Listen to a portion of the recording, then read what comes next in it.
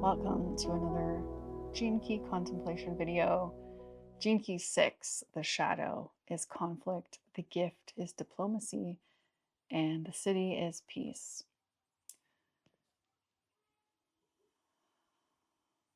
The gift of diplomacy is an interesting one, and we'll dive into why and how that's a gift. But first, as always, let's jump into the shadow here of conflict. Conflict and the tension that comes from conflict is something that this world knows very well.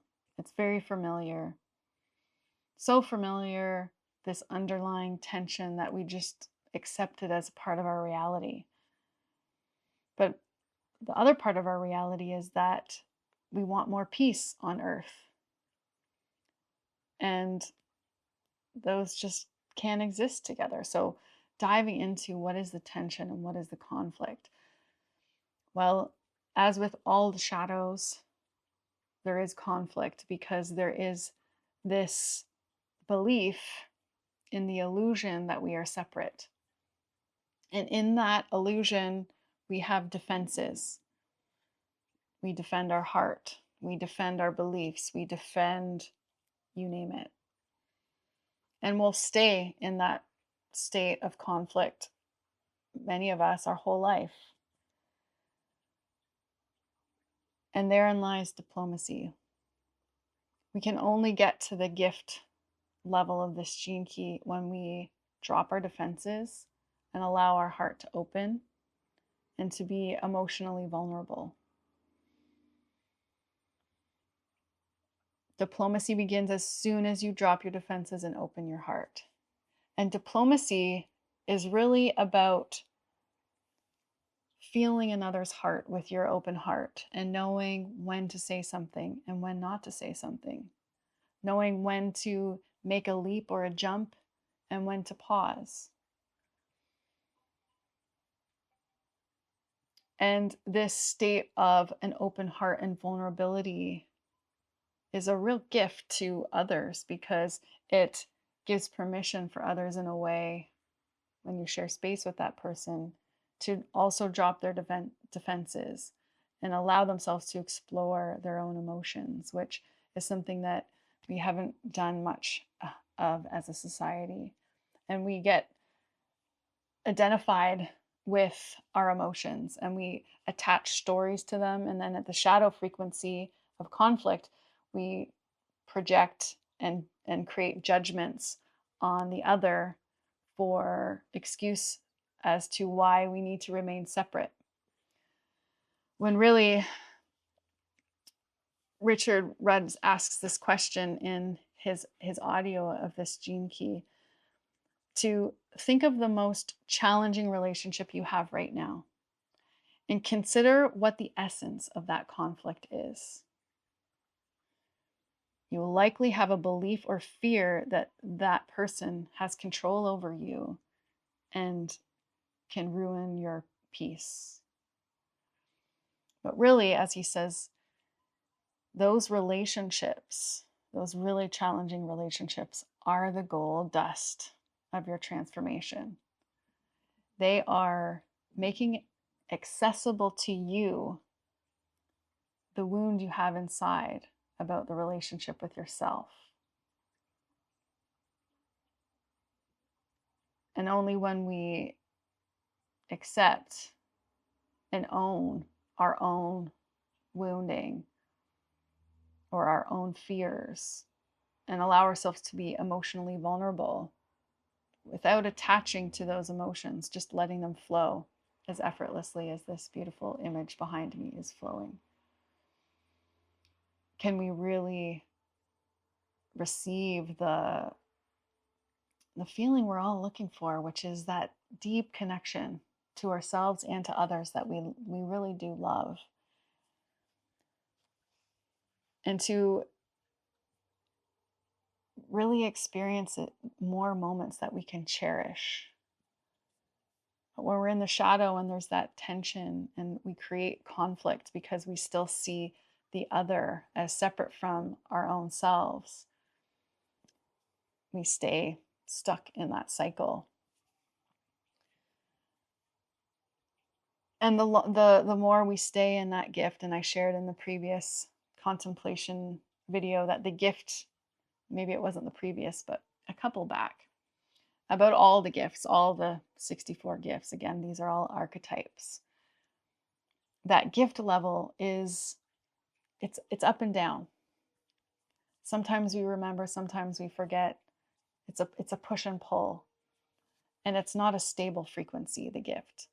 But we can start to elevate and climb, and eventually we get pulled by the Siddhic, by the magnetism of the Siddhic level, in this case peace. Over time we get pulled up towards that peace. And I love what Richard Rudd says: evolution is moving from the shadow up to the gift, and involution comes downward from the siddhi into the gift. Involution coming from within us, inside of us, when we realize that everything is inside of us, and we work on our inner world, and we allow ourselves to go into the wound and bring love to the wound instead of projecting it on other people.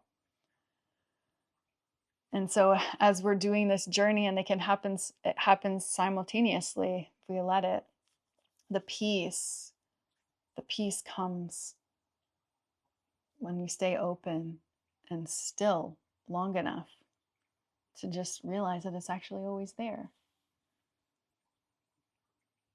Peace is always there. It's just, will we allow ourselves to drop into it, get silent enough to be with it? And I'm going to finish this video actually with a little meditation, a short meditation. And this was inspired by Richard Rudd in his most recent 2027 talk, which I can't recommend enough. Go find it. It was done recently this month. And he opened with this meditation that I just found brought so much peace to me as well, as meditations do. So in the last couple of minutes here, if you just want to join me in closing your eyes and coming into your breath and connecting to your spine and feeling the energetic cord of your spine go all the way down into the center of the earth and wrap around the core of the earth. And as you lift your spine, feel the tautness from the center of the earth. And place your hands on your abdomen.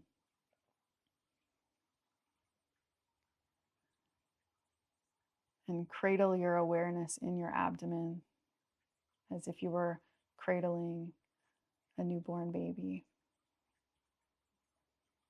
And allow yourself to hear what you hear going on around you. Feel what's going on around you. Notice your breath.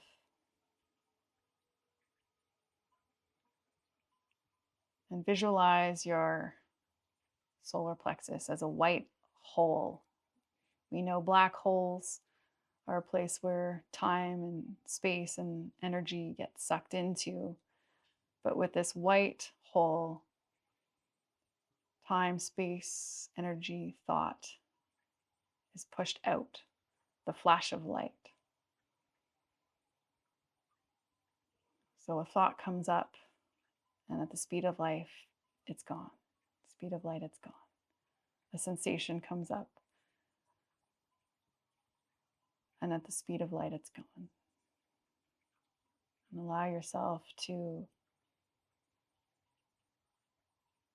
stay with this awareness in your solar plexus, in this presence.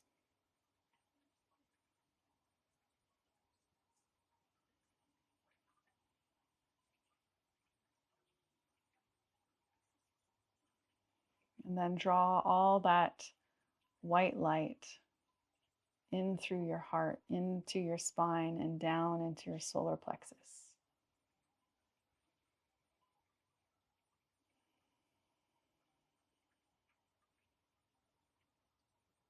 And just bring your awareness to how many other beings on this planet right now are doing this kind of work. and allow that to fill your heart and open your heart a little bit more. I look forward to seeing you in the next video.